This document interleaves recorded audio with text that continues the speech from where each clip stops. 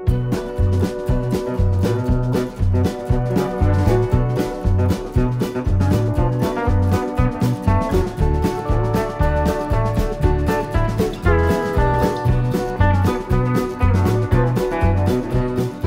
à tous, donc on est là chez Alain Goubert.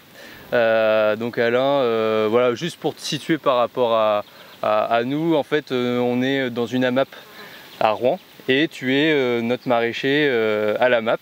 Donc on s'est dit pourquoi pas t'interviewer pour nous parler un petit peu de ton métier, de ton parcours qui est assez intéressant à mon sens. Voilà, donc on va commencer par peut-être une petite présentation. Est-ce que tu peux te présenter en quelques mots? Oui, bonjour à tous. Donc, je m'appelle Alain Goubert. Je me suis installé en 1981 comme agriculteur en production de porc sur l'exploitation de mon grand-père qui faisait une vingtaine d'hectares.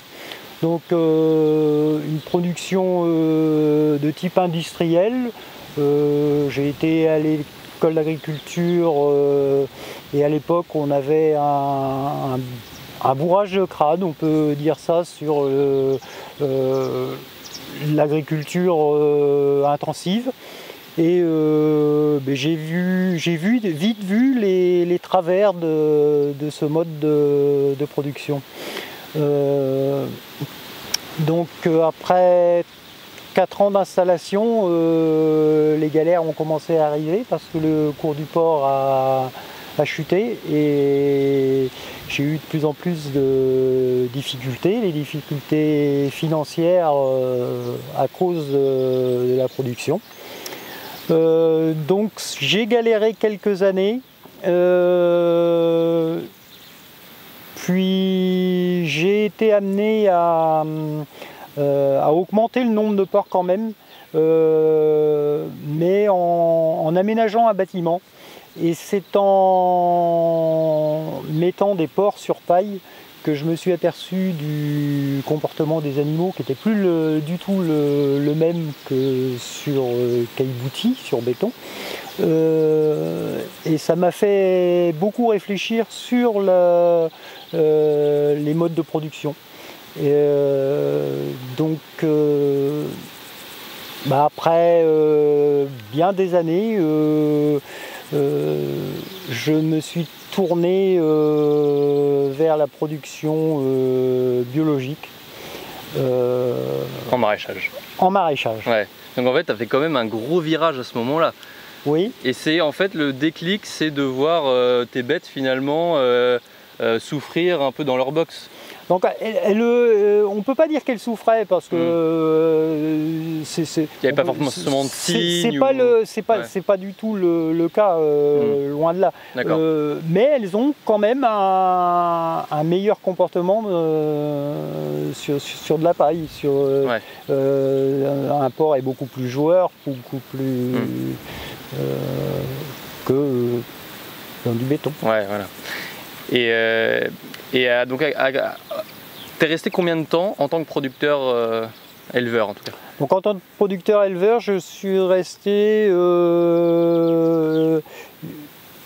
d'abord une dizaine d'années, mais après la production de porc, j'ai repris les vaches de mon père, donc l'exploitation s'est agrandie, je suis passé à 50 hectares. Ouais. Avec les vaches de mon père. D'accord. Et par contre, la production de vaches, la production laitière m'a jamais passionné, donc je l'ai fait, mais sous contrainte un peu. Enfin, voilà, un peu sous contrainte. Ouais. C'est pas mon. Je l'ai bien fait, ça. Mais c'est pas une production qui m'intéressait. D'accord. Est venu dans les années 97, on a commencé à parler des mises aux normes pour les vaches laitières. J'avais un petit quota laitier et c'est donc là que j'ai pris la décision de faire de la production maraîchère. D'accord. Ça t'a mis combien de temps à faire la transition comme ça? T'as réussi à le faire pratiquement instantanément ou comment ça se passe? Je l'ai fait sur 2-3 ans.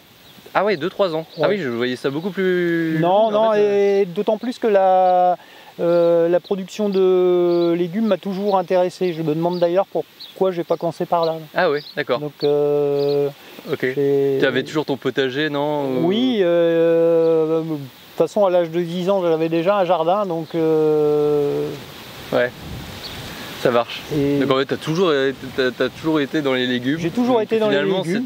Ouais, c'était assez naturel finalement de faire ça. Et j'ai pratiquement toujours fait... je faisais déjà des pommes de terre, je faisais toujours 1 hectare de pommes de terre, même quand j'avais les porcs. Donc, Ok, ça marche. Et j'imagine que quand tu changes drastiquement ta production comme ça, il n'y a pas que la production qui change, c'est aussi trouver les clients.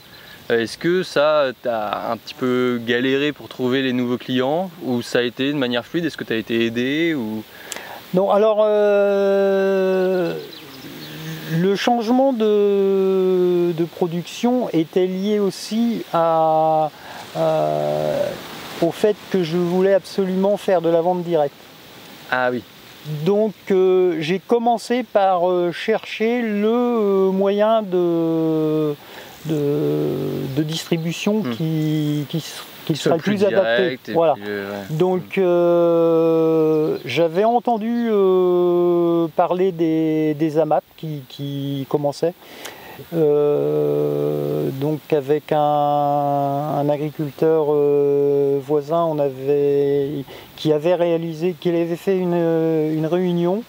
On a rencontré quelques consommateurs de Rouen. Ouais.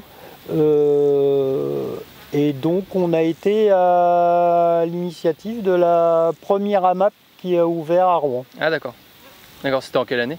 J'ai plus... Bon, à peu près. Hein. C'est dans les années 80... Ah oui, d'accord, ça remonte. 97, Okay. Ouais. 98, je n'ai plus la date exacte en tête. Mais... Et depuis ce moment-là, tu es dans cette même AMAP? Et depuis ce moment-là, je suis toujours dans cette AMAP-là, plus 2 autres AMAP. D'accord. Donc comme quoi ça fonctionne? Ça fonctionne. Est-ce que tu pourrais dire combien de parts ou de pourcentage de ta production part dans l'AMAP? Alors pour mon cas personnel, c'est 95%. Ah oui, 95%, c'est énorme. Ouais. Ok. Et sans l'AMAP, est-ce que si par exemple l'AMAP, je sais pas, une année, il n'y a plus grand monde, est-ce que tu arriverais à trouver d'autres moyens de... Je pense, aujourd'hui en bio, il est possible de trouver d'autres alternatives. Alternatives. Ouais. Tu as eu des propositions d'ailleurs? Pas des Biocoop par exemple, ou de la Vie Claire, ou Alternou, je pense à Rouen. Oui, j'ai eu quelques demandes, mais je privilégie la vente à la MAP directe avec le consommateur. D'accord. Donc tu aimes bien aussi ce contact avec le consommateur? J'aime bien le contact avec le consommateur. Avec nous alors? Oui, tout à fait. Ça marche. Et peut-être que c'est un argument fort, ça, le contact avec le consommateur, ce que tu n'as pas du tout dans les autres modèles. Peut-être que c'est ça aussi qui t'a dit non mais ça c'est tout à fait pour moi. Ouais. Alors de premier abord je ne vais pas forcément vers les gens, mais il n'y a pas de souci, ils peuvent me poser toutes les questions qu'ils veulent, il n'y a pas de problème une fois que c'est parti. D'accord. Au moment de ta transition, est-ce que ton entourage a été très surpris, voire un peu inquiet? Comment ça s'est passé dans ton entourage? Inquiet, non. Surpris non plus, parce qu'il y a longtemps que j'avais l'envie, la compétence peut-être, la bio en tête, voilà, donc d'ailleurs ça se fait en douceur. Excuse-moi, d'ailleurs t'as le label bio? Oui. Et c'est compliqué à avoir? C'est pas compliqué à avoir, c'est simplement des règles à respecter, une contrainte d'enregistrement, voilà. Donc c'est de la paperasse un peu? Oui, Un coût aussi. Un coût, ouais. Est-ce que tu peux nous dire combien c'est le label bio Est-ce que ça dépend peut-être aussi des producteurs, de la taille de la production? Non? Voilà, donc ouais. moi j'ai encore un peu de céréales, puisque l'exploitation fait 50 hectares. Ouais. Et avec le maraîchage, mon coût de certification est d'environ 600 € par an. D'accord. Et tu arrives à, ça va, tu es à l'équilibre facilement, ou est-ce que c'est plus largement, en fait, ma question c'est de dire, tu vois, il y a sûrement des gens qui voudraient peut-être se lancer, c'est un peu la, disons, la mode, hein, c'est un gros mot, mais des gens qui voudraient se lancer en maraîchage. Est-ce que tu trouves que le métier est difficile vraiment au quotidien? Quelles sont en fait les grandes difficultés du métier? Voilà, si on reste pour l'instant juste sur les difficultés.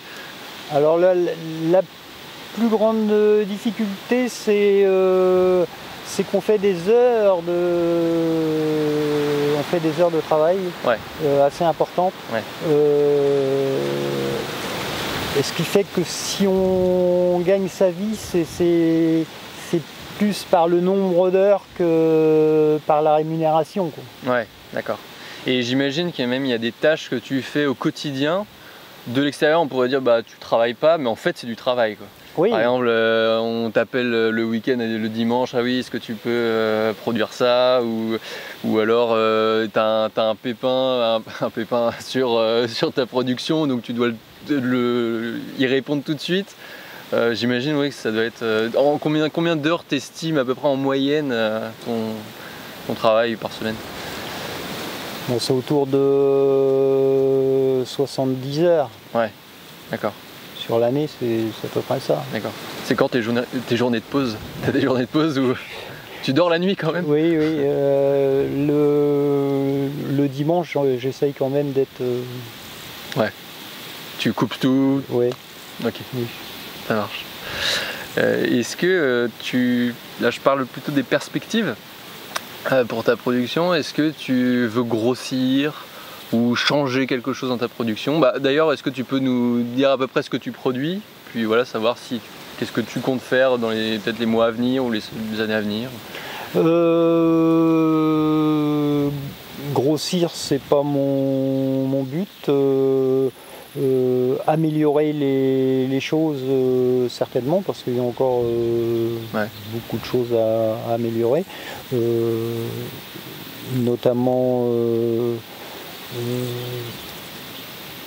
je vais essayer d'utiliser moins de plastique, parce que aujourd'hui j'utilise des paillages plastiques qui sont, je dirais, indispensables pour le désherbage. D'accord. Mais j'aimerais bien arriver à créer toi-même ton paillage, peut-être. Voilà, et à diminuer, voire m'en passer par du paillage, voire de miscanthus ou autres plantes comme ça. D'accord.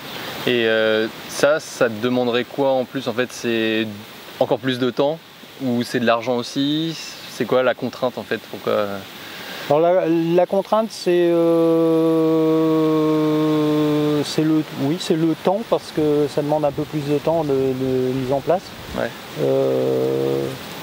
C'est des essais à faire aussi, parce que les paillages, suivant les types de terrain, ça marche pas forcément toujours bien. J'ai déjà fait des essais de paillage avec de la paille de blé, et moi ici ça marche pas. D'accord. Donc faut dire que chaque exploitation est un peu un cas particulier, ouais. en fonction du sol, des réserves d'eau. Ouais. On peut rappeler juste le paillage, parce que c'est vrai qu'on parle comme ça, comme si c'était évident pour tout le monde, mais peut-être que certaines personnes ne sont pas trop au courant de ce que c'est. Donc le paillage, en fait, c'est quelque chose, c'est souvent avec de la paille ou d'autres matériaux qu'on met au sol, en fait. Est-ce que tu peux dire à peu près à quoi ça sert, en fait, le paillage? Oui, donc ça sert à empêcher les adventices de pousser, Ouais. et de garder l'humidité pour arroser moins, en fait. Pour arroser moins. Et en plus, ça peut être un apport en plus de carbone, des choses comme ça pour le sol. Ouais. Voilà. Très bien.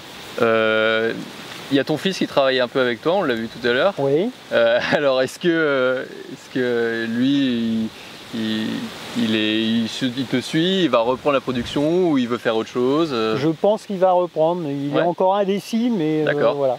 D'accord. Donc finalement, c'est une vie quand même qui est super, quoi. C'est à la campagne, on est proche de la nature. Ouais. Quels sont les grands avantages de ce métier? La liberté de faire un peu ce qu'on veut quand on veut, de ne pas toujours faire la même chose dans la journée.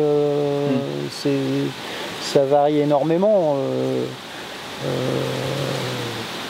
Par contre, on a beaucoup de contraintes qui sont souvent liées à l'administratif, au financier, qui pèse quelquefois. Ouais. C'est surtout du temps en fait. Ouais. Et puis ça prend un peu la tête, j'imagine. Ça prend un peu la tête, ouais. Oui. D'accord. Je pensais à autre chose. Oui, tu parlais de liberté. Là, tu as combien d'hectares? Rappelle-nous, parce que tu l'as dit rapidement tout à l'heure. 50 hectares. 50 hectares. Donc finalement, tu peux te dire, voilà, cet endroit-là, je vais l'aménager. Tiens, je vais créer peut-être une petite mare, ou je vais planter certains types d'arbres, ou je vais expérimenter quelque chose. J'imagine que tu as des endroits où tu expérimentes des choses qui vont pas forcément, tu sais, qui vont pas forcément te rapporter, mais bon, on voit si ça fonctionne, peut-être que tu l'étendras. Est-ce que tu fonctionnes peut-être un peu comme ça? Oui, j'ai toujours des... Toujours comme ça, ouais. Ouais. Peut-être que certaines personnes se demandent pourquoi le bio et pourquoi tu n'es pas resté finalement à une autre production, une production plus classique, traditionnelle. Pourquoi le bio? Alors le bio, moi, c'est parce que j'en suis convaincu par le fait que, étant plus jeune, j'étais en conventionnel, j'ai utilisé des produits de traitement. Les produits de traitement, même en prenant énormément de précautions, me rendaient malade. Ah, c'est vrai? T'as eu quoi? Enfin, c'est pas indiscret, mais... J'avais souvent des problèmes de vomissement lorsque j'avais traité. Donc, et la nuit et puis quand on lit ce qu'il y a sur les bidons, ça fait un peu peur. La tête de mort, elle n'est pas là pour rien, hein. C'est pas anodin. Mais je dirais que les coopératives, les commerciaux ont voulu nous faire penser que c'était des produits anodins, parce que faut les vendre, hein, donc Ouais. Et c'est une chose qui s'est ancrée, je pense, dans la mentalité des agriculteurs, des producteurs. Et... On pense au lobbyiste qui, sur un plateau de télé, a dit ah oui, un verre de Roundup, ou je sais plus, un produit de Monsanto, en tout cas, oui, on peut le boire comme ça. Puis finalement, au dernier moment, peut-être pas en fait. Oui, tout à fait, à fait. Et d'autant plus que c'était tout compte fait, c'était une stratégie commerciale de la firme. Parce que moi, j'ai entendu exactement la même chose d'un commercial ici, il y a quelques années, qui m'a dit exactement les mêmes mots que le Roundup, on pourrait en boire. Donc, ça fait froid dans le dos. Donc, j'ai même été surpris de rentendre la même phrase lors d'un reportage télé. Ouais. Et c'est là que j'ai compris que c'était vraiment une stratégie commerciale de la firme. Ouais, c'est ça. C'est finalement peut-être le directeur de la com qui a dit bon bah ouais, on va dire ça. Le petit verre, on peut le boire. Allez, on va le faire quoi. Ouais. C'est incroyable. Ok. c'est On constate aussi que des gens qui ont travaillé et qui ont utilisé beaucoup de produits de traitement, notamment dans des serres, sont plus là aujourd'hui pour le dire, parce que ils sont décédés de maladies. T'en connais? J'en connais, oui, j'en connais. Ouais. Et aux alentours d'ailleurs, ils sont en conventionnel ou ils sont comme toi, en bio? Alors, ils sont en conventionnel. J'ai quand même un voisin qui est en bio. Ouais. Une pépinière qui a fait énormément d'efforts depuis plusieurs années. Ils ont réduit pas mal les pesticides. pesticides. Ouais. Donc ça va dans le bon sens. D'accord. Tu me parlais tout à l'heure des petits problèmes ponctuels. Alors je sais que tu as eu un petit souci de serre cette année. C'est quoi? C'est une serre qui s'est envolée? Qu'est-ce qui s'est passé? Oui, c'est ça. Donc, et ça c'est les aléas du métier. Ouais. Là, les conditions météo sont assez stressantes cette année. Ouais. D'ailleurs, la preuve, on a eu un beau soleil et puis là, il commence à pleuvoir. Enfin, vraiment, depuis tout à l'heure, ça fait que fluctuer. Donc, ouais. Et donc, donc la serre qui s'envole. Donc, finalement, la production qui est en dessous qui dégage. Ouais. Et donc, réinvestir dans une bâche, recouvrir, voilà. Ouais. Donc, du temps de perdu, de l'argent, voilà. Ouais. D'accord. Bon, moi, on arrive pratiquement à la fin de l'interview. Est-ce que tu as un petit mot? On pense à ceux qui hésitent à se lancer en maraîchage. Est-ce que tu as un mot pour les convaincre? Je sais pas, quelque chose vraiment qui, toi, t'anime tous les jours? Avant tout, il faut être passionné parce que c'est quand même difficile. Ouais. Donc, mais si on est passionné, on peut y arriver. Ouais, et c'est passionnant, j'imagine. Pour moi, oui. C'est pour toi, c'est passionnant. Ouais. Ça marche. Merci beaucoup, Alain. Et puis on se voit rapidement à la map. Ouais.